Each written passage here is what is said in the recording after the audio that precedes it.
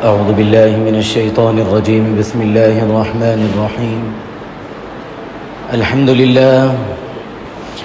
لله وحده، والصلاة والسلام على من لا نبي بعده ولا رسول بعده ولا معصوم بعده ولا أمة بعد أمتي ولا كتاب بعد كتابي. أما بعد، انتہائی واجب الاحترام، قابل صد احترام بزرگان دین، نوجوانان اہل سنت، السلام علیکم ورحمۃ اللہ وبرکاتہ۔ گزشتہ 3 جمعوں سے ایک سلسلہ چل رہا ہے کہ جناب نبی کریم علیہ الصلاۃ والسلام نے اس دنیا میں سکون و آرام کی زندگی گزارتے ہوئے آخرت میں کامیابی ملنے کا جو راستہ ہے اس کی طرف رہنمائی فرمائی، اس کا سلسلہ چلا۔ دوسری چیز چل رہی ہے کہ وَعَمِلَ فِي سُنَّتِي، کہ آدمی اگر یہ چاہتا ہے کہ دنیا میں اس کی عزت و آبرو محفوظ رہے اور یہ چاہتا ہے کہ آخرت کے ان سخت مراحل میں اس کو کامیابی نصیب ہو، تو اس کو چاہیے یہ کہ وہ میری سنتوں پر عمل کرے۔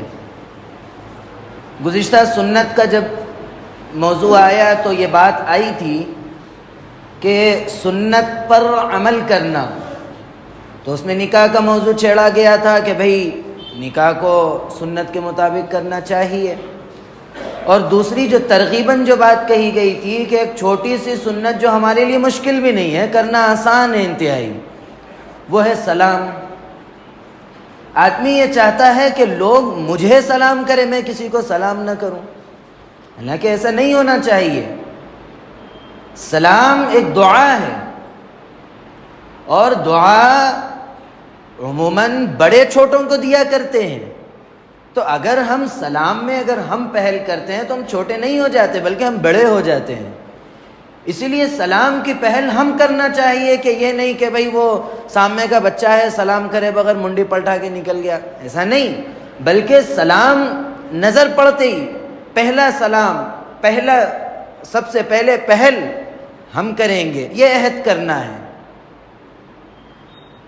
چھوٹی سی سنت ہے، کوئی اس میں دشواری نہیں ہے، کوئی اس میں پریشانی نہیں ہے، بس کسی مسلمان سے نظر مل گئی یا نظر پڑ گئی، سلام کر دیے۔ اور دوسری چیز، ایک ایسی برائی ہے کہ جس کا تذکرہ کرتے ہیں تو لوگ چراغپا ہو جاتے ہیں، ان کا ایک تکلیف ہو جاتی ہے۔ ایک یہ ہے کہ بھئی ایک آدمی نماز نہیں پڑھ رہا ہے، کون جانتا ہے نماز پڑھ رہا ہے نہیں پڑھ رہا ہے؟ اگر نماز کے بارے میں یہ کہے کہ اگر کوئی شخص نماز نہیں پڑھتا ہے تو یہ گناہ ہوتا ہے، ایسا جہنم میں جلایا جائے گا، اتنے برس جلایا جائے گا، کوئی اس کو برا نہیں لگے گا۔ کیوں؟ اس کے نماز کا عمل کسی پر ظاہر نہیں ہو رہا ہے، اس لیے وہ برا بھی نہیں مانتا۔ ایک سنت جو تمام انبیاء علیہم الصلوات والتسلیمات کی سنت ہے، اور اسی طرح تمام صلحاء کی سنت ہے، اس کو چھوڑتے ہیں، وہ ہے داڑھی۔ میں ایک بات بتاؤں کہ ہمارے فقہ کی سب سے معتبر ترین کتاب شامی، جو عموماً جب دارالفتہ جب فتوے کا جو کورس ہوتا ہے اس کے اندر پڑھائی جاتی اور اس کا فتویٰ مانا جاتا ہے، دارالفتہ میں جب آپ فتویٰ لینے گئے تو اسی کی عبارتیں لکھی جاتی ہیں، اور رد المختار، یہ فتاوے کی معتبر ترین کتابیں ہیں۔ اس کے اندر لکھا ہوا ہے یحرم علی الرجل قطع لحیتہ، آدمی پر حرام ہے داڑھی کا کاٹنا۔ یہ نہیں لکھا ہوا ہے کہ حلق لحیتی، کہ داڑھی کا موننا نہیں ہے بلکہ داڑھی کا کاٹنا ہے۔ اب آپ ذرا غور کیجئے کہ داڑھی کا موننا تو بہت دور اور بہت آگے کی چیز ہے، کہ جو شریعت نے حدود مقرر کیے ہیں کہ 1 مشت داڑھی، اس سے اگر کوئی شخص کم کرتا ہے تو کہتے ہیں کہ حرام ہے، یہ عمل جائز نہیں ہے۔ آج ہم نے اس کو اتنا معمولی سمجھا کہ بعض تو یہاں تک پہنچ پڑتے ہیں کیا دین داڑھی میں ہی ہے؟ نہیں، بلکہ داڑھی دین کا ایک حصہ ہے، مسلمان کی ایک پہچان اور ایک شناخت ہے۔ آج اسی وجہ سے یہ صورتحال ہے کہ آپ کسی سرکاری محکمے میں ملازمت کے لیے جائیے، ہمارے مسلمانوں کی اکثریتی بدعملی کی وجہ سے وہ لوگ یہ کہنے پر مجبور ہو گئے کہ کیا ضروری ہے آپ کے دین میں۔ کئی نوجوان ایسے ہیں جو صرف داڑھی کی سنت کو زندہ کرنے کی وجہ سے اہم محکموں سے ان کو محروم کر دیا جاتا، قابلیت ہے، سب کچھ ہے، محروم کر دیے جاتے ہیں۔ اگر وہ لوگ اس چیز پر آمادہ ہوئے ہیں تو وہ ہماری بدعملی کی وجہ سے ہوئے ہیں۔ آپ دیکھیے دیگر مذاہب کے اندر ایک موٹی سی مثال لے لیجئے سکھوں کی، وہ کسی بھی محکمے میں ہو، فوج میں ہو یا پولیس میں ہو یا دیگر کہیں پر بھی ہو، کیا وہ لوگ اس محکمے کی ملازمت کے لیے کیا وہ اپنا مذہبی شعار اور ان کا جو مذہبی شناخت ہے کیا وہ چھوڑ دیتے ہیں؟ حالانکہ ان کا مذہب کوئی مضبوط، کوئی ان کو نجات دہندہ، نجات دلانے والا نہیں ہے۔ ہمارا مذہب دین اسلام ہم کو نجات دلانے والا ہے، اخروی کامیابی دلانے والا ہے۔ ہم اپنے مذہب کی جو لے کر آئے ہیں جناب نبی کریم علیہ الصلاۃ والسلام، ان کی ایک چھوٹی سی سنت پر بھی اگر عمل کرتے ہیں تو اللہ رب العزت کامیابی و کامرانی سے نواز دیتے ہیں۔ لیکن ہم آپ کی سنت کو معمولی سمجھیں،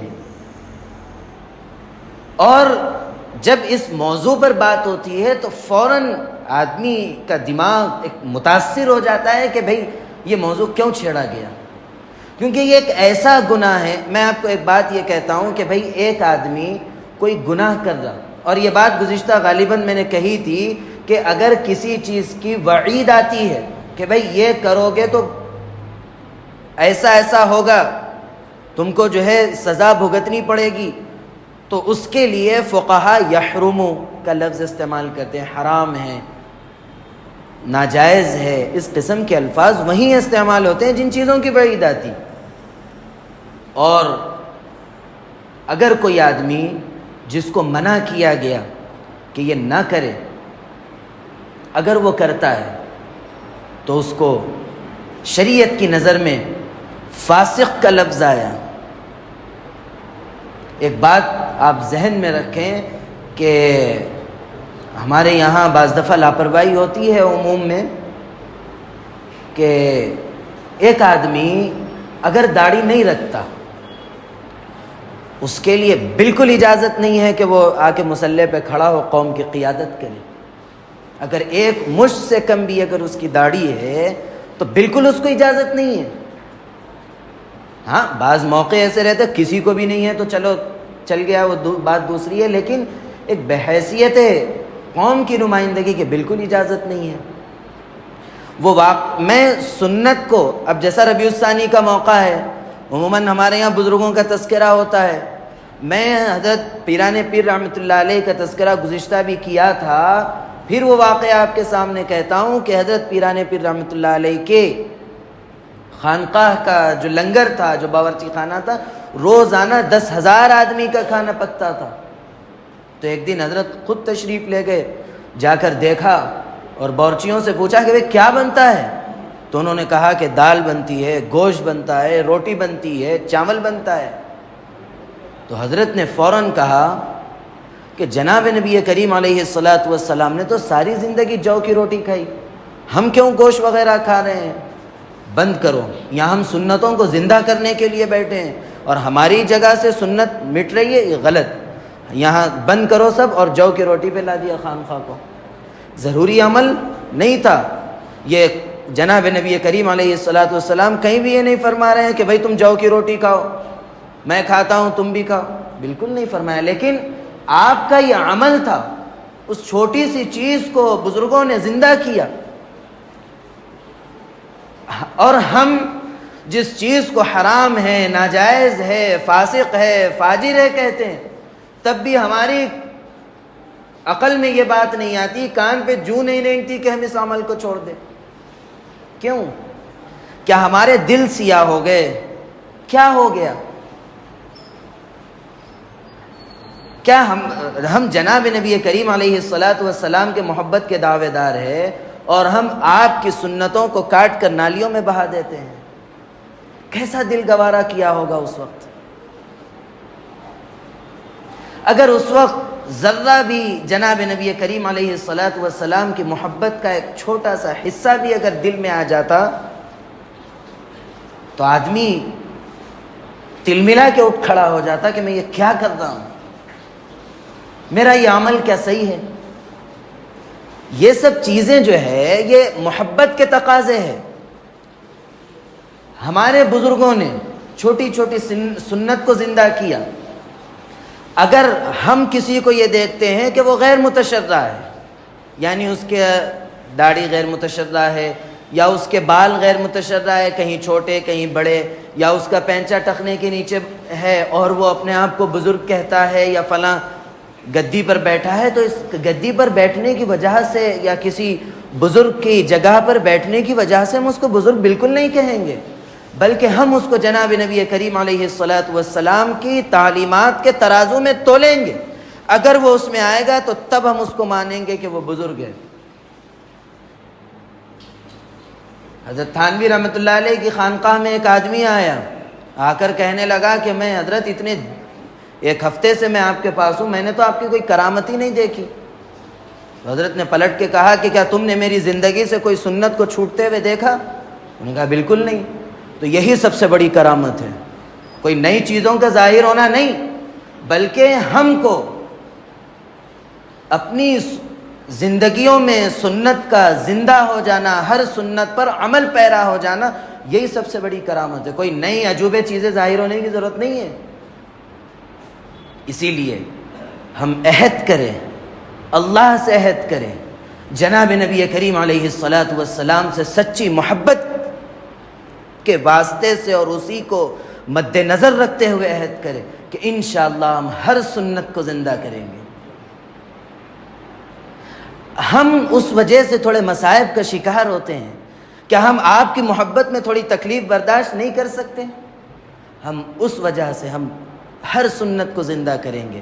کیا وہ واقعہ مشہور نہیں ہے؟ ایران کے بادشاہ کے دستر پر بیٹھ کر حضرت سلمان فارسی رضی اللہ عنہ نے جو کہا تھا کہ دستر سے نوالا گر گیا، ہاتھ سے نوالا دستر پر گر گیا، تو لوگوں نے کہا کہ حضرت مت اٹھائیے، بڑے بادشاہ کے دستر بیٹھے ہوئے ہیں۔ تو کیا کہا تھا اس وقت؟ جواب کیا دیا تھا حضرت سلمان فارسی نے؟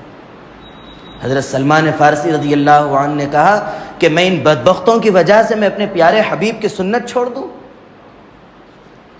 وہ تو یہ محبت رکھتے تھے، وہ تو اس درجے کا آپ سے تعلق رکھتے تھے، اور ہم غور کریں، عہد کریں، اللہ سے وعدہ کریں کہ ہم انشاءاللہ ہر سنت زندہ کریں گے۔ اللہ رب العزت ہم کو سچی محبت عطا فرمائیں، اور اللہ رب العزت ہم سب کو ہر چھوٹی بڑی ہر سنت کو زندہ کرنے والا بنائے۔ اللہ رب العزت میرے کہنے کو اور آپ کے سننے کو بے انتہا قبول فرمائے۔ اللہ رب العزت کہنے، سننے، لکھنے پڑھنے سے زیادہ عمل کی توفیق عطا فرمائے، عمل کی باتوں پر عمل کرنے، بچنے کی باتوں سے بچنے اور عقیدے کی باتوں پر عقیدہ رکھنے کی توفیق عطا فرمائے۔ آمین۔ وآخر دعوانا ان الحمد للہ رب العالمین۔